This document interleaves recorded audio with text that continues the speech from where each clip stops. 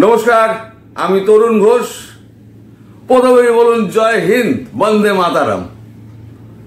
শিয়ালকোট লাহোরে অ্যাটাক করে পাকিস্তানে ঢুকে গেল ভারতীয় সেনা। আমি সন্ধ্যেবেলায় এর মিটিং করে হুঁশিয়ারি দিয়ে দিয়েছিল যে পাকিস্তানকে পাল্টা আক্রমণ করা হবে। তার 2 ঘন্টার মধ্যে আক্রমণ শুরু হয়ে গেল। এখন পাকিস্তানের লাহোর এখন জ্বলছে, শিয়ালকোট জ্বলছে। এখন কোন রাস্তা দিয়ে, এই 15-20 মিনিট আগের খবর, কোন রাস্তা দিয়ে এখন ঢুকেছে ভারতীয় সেনা সেটা এখনো পর্যন্ত জানতে পারা যায়নি। তবে হুড়ুর করে ভারতীয় সেনা ঢুকছে। মোদিজি বলেছিলেন যে পাক্কা ইলাজ হবে এবং অকল্পনীয় শাস্তি হবে। আমার দেশের মেয়েদের আমার সিঁদুর বিটিয়েছ, অকল্পনীয় শাস্তি হবে। এই পাকিস্তান আমার মনে হয় এইভাবে যেভাবে ভারত ঢুকে পড়লো আজকে, আমার মনে হয় 7-10 দিনের মধ্যে বেশি সময় লাগবে না। পাকিস্তানকে একেবারে হাঁটু ভেঙে পড়ে যেতে হবে, এর বাইরে কোনো উপায় নেই। ওদিকে পুঞ্চ থেকে রাজৌরি পর্যন্ত ব্যাপক গোলাগুলি চালাচ্ছে পাকিস্তানি সেনা। ওখানে সমস্ত মর্টার চালাচ্ছে এবং আপনার আর্টিলারি শেল ফায়ার করছে। একটা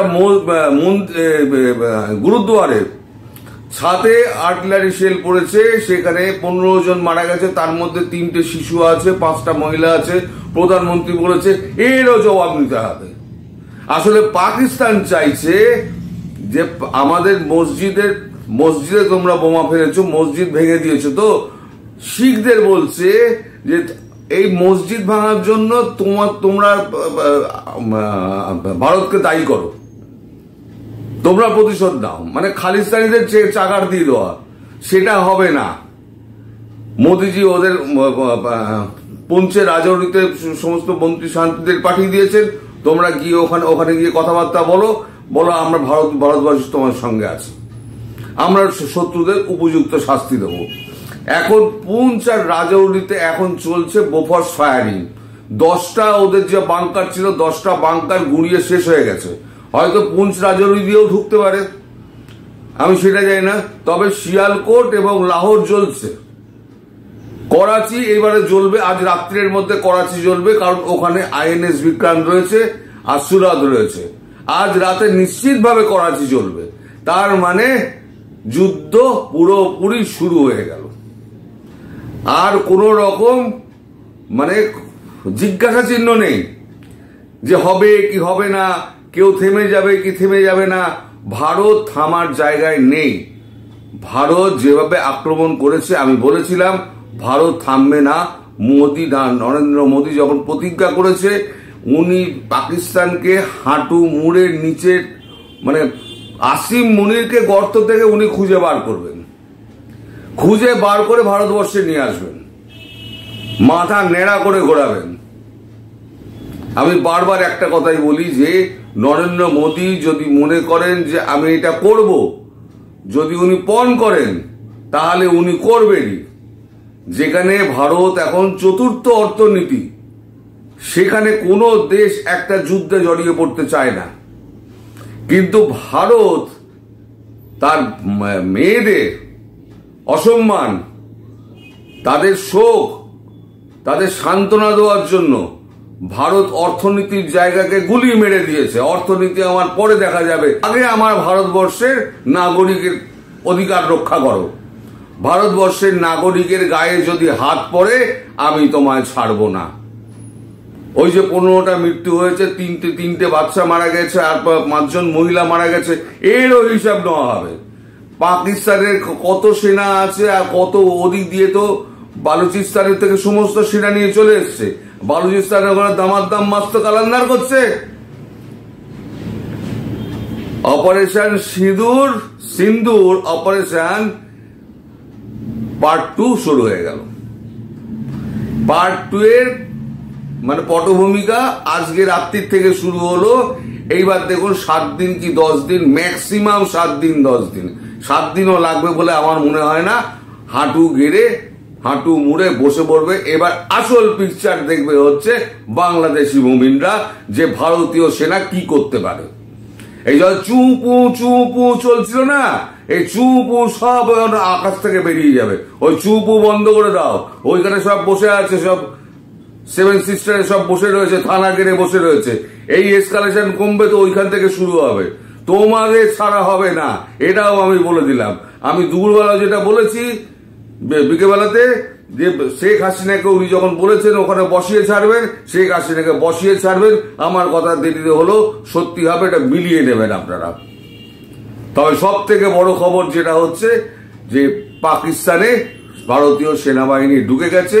কোন দিক দিয়ে ঢুকেছে এখন বোঝা যাচ্ছে না, এখন সবে খবর আসতে শুরু করেছে। আজকে রাত্রের মধ্যে খবর আরো ডেভেলপ করবে। চারদিকে হ্যাপি দিওয়ালি, একেবারে মানে জয় হিন্দ, বন্দে মাতরম, সমস্ত একেবারে গান বাজতে শুরু করে দিয়েছে সারা ভারতবর্ষ জুড়ে। ঘুঘু দেখেছো, ফাঁদ দেখোনি। বারবার তুমি এখানে সন্ত্রাসবাদী হামলা চালিয়ে যাবে। কংগ্রেস গভর্নমেন্ট যখন ছিল তখন শুধু ডসিয়ার শুধু আদান প্রদান হয়েছে, কোন রকম অ্যাকশন হয়নি, বড় বড় কাণ্ড ঘটে গেছে। এইবারে মোদিজির আমলে তুমি যখন সাপের গর্তে পা দিয়েছো, ছোবল তো তোমায় খেতেই হবে। এবার তুমি আর পার পাবে না। এবার তোমার একদম কোমর ভেঙে দেবে বলেছিল না, আমাকে সব অবিশ্বাস করেছিল। যাই বলেছিলাম এমন মার মারবে 100 বছর কোমর তুলে দাঁড়াতে পারবে না পাকিস্তান। সেই মার কিন্তু 10 দিনের মধ্যে শেষ হয়ে যাবে। ভারত চাইবে আরো খিঁচতে চাইবে, আমি জানি ভারত চাইবে আরো খিঁচতে, যাতে ওয়ার্ল্ড ব্যাংক ট্যাঙ্ক এডিবি সব লোন বন্ধ করে দেয়। দেশটা তো আর উঠে যাবে না, কাঙালের কাঙাল হয়ে থাকবে। সোমালিয়ার থেকেও খারাপ অবস্থা করে দেবে পাকিস্তানের। আপনারা শুধু মিলিয়ে নেবেন আমার একটা কথা যদি মিথ্যে হয়। হ্যাঁ, আমি বলি অনেক দেরিতে সেটা ফলে, কিন্তু আজকে সন্ধ্যেবেলা থেকে আমি খবর পাচ্ছিলাম চারদিক গরম হয়ে রয়েছে। হয়তো সন্ধ্যেবেলা অ্যাটাকটা হতে পারে, কারণ আমি যখন এমইএর মিটিংটা যখন শুনছিলাম তারপরেই আমি খবর পাচ্ছিলাম এমইএর মিটিংটা হচ্ছে গিয়ে একটা শুধু অফিসিয়াল বার্তা পাকিস্তানকে পৌঁছে দেওয়া যে আমরা তোমায় ছাড়বো না। মার্কো রুবিও ফোন করেছে